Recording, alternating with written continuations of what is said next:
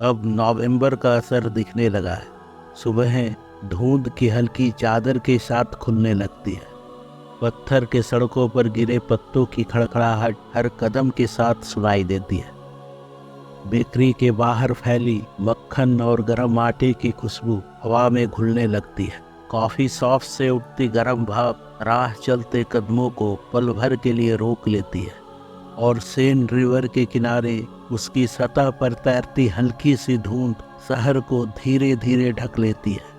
सब मिलकर ये एहसास दिला देते हैं कि शायद पेरिस में ठंड ने दस्तक दे दी है।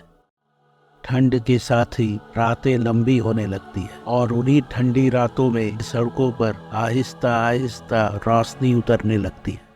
शॉन्ज़ एलीज़े के सड़कों पर लाइटों की लड़ियां सजने लगती है, मानो अंधेरी रात में सड़कों पर चमकते तारे बिखर गए हों। अब लोग सड़कों पर रुकने लगते हैं, खास तौर पर परिवार अपने बच्चों का हाथ थामे। वे यहाँ खरीदारी के लिए नहीं आते, वे देखने आते हैं, हर साल बस यही देखने इस बार क्या बदला है। इस मौसम में पेरिस के कई डिपार्टमेंट स्टोर्स अपने खिड़कियों के जरिए कहानियां सुनाने लगते हैं। उन्हीं में से एक गैलरी लैफर्ट, फ्रांस की सबसे प्रतिष्ठित डिपार्टमेंट स्टोर्स में से साल भर यह एक बहुमंजिला इमारत होती है जहां दुनिया के बड़े बड़े फ्रेंच और इंटरनेशनल ब्रांड्स रहते हैं। लेकिन नवंबर आते ही ये जगह दुकान से ज़्यादा एक कहानी की किताब बन जाती है। बाहर की खिड़कियों में छोटे छोटे सीन जीवित हो उठते हैं, खिलौने हल्के से हिलते हैं, रोशनी बदलती है और धीमा सा संगीत पूरा माहौल रच देता है। हर खिड़की एक अलग कहानी कहती है, इतना आसान कि बच्चे समझ ले और इतनी खूबसूरत कि बड़े भी चलते चलते रुक जाए।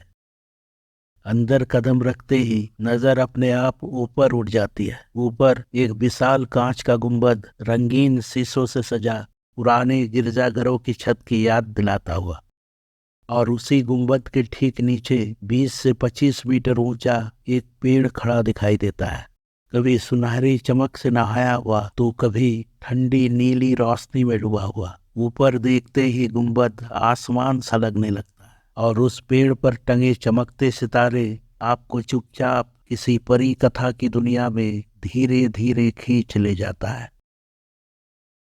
नवंबर की इस चमक दमक के कुछ ही दिनों बाद दिसंबर में पेरिस की कहानियां इन शीशों की खिड़कियों से निकलकर सड़कों पर फैलने लगती है। शॉन्ज़ एलीज़े से लेकर छोटे छोटे चौकों और नदी के किनारों तक फैला हुआ छोटी छोटी लकड़ी की झोपड़ियां दिखने लगती है। हर झोपड़ी के दरवाजों पर देवदार की हरी टहनियां टंगी होती है। इस पर बंधे लाल फीते हवा में हल्के हल्के हिलते हैं।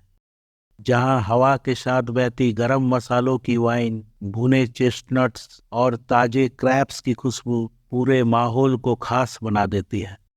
यहीं पुराने समय की सादगी लिए लकड़ी के खिलौनों की छोटी छोटी दुकानें सजी होती है। छोटे बच्चे उनके करीब आकर लगभग चिपक से जाते हैं और बड़े खुद को फिर से बचपन की यादों में खोता हुआ पाते हैं। दुकानदारों को चीजें बेचने की कोई जल्दबाजी नहीं होती, वे पहले उसकी कहानी सुनाते हैं, फिर मुस्कुराकर उसे हाथ में थमाते हैं। सड़कों की चमक अब धीरे धीरे घरों की खिड़कियों तक पहुंचने लगती है।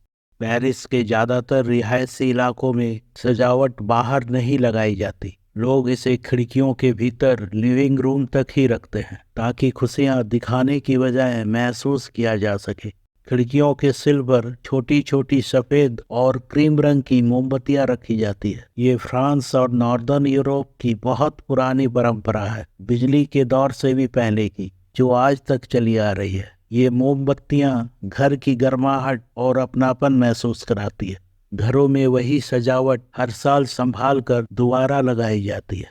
नई चीजें खरीदने के बजाय लोग समय के साथ आई उसकी खूबसूरती, यादों और पारिवारिक जुड़ाव को महत्व देते हैं। असली तैयारी घरों के किचन में दिखाई देती है। मक्खन और चॉकलेट पहले से जमा कर ली जाती है। धीमी आंच पर मीठा केक पकाया जाता है, फिर खिड़कियां खोलकर उसे ठंडा किया जाता है। कई घरों में फ्रांस की पारंपरिक केक बुश द नोअल, जो लकड़ी के लट्ठे की आकार की होती है, घर पर ही बनाई जाती है। इन रोशन खिड़कियों, चमकते पेड़ और ठिठकी हुई मुस्कानों के बीच धीरे धीरे समझ में आने लगता है ये सिर्फ सजावट नहीं है, ये बच्चों के लिए उस यकीन का मौसम है कि कहीं ना कहीं कोई है जो उनकी खामोश इच्छाएं भी सुन लेता है।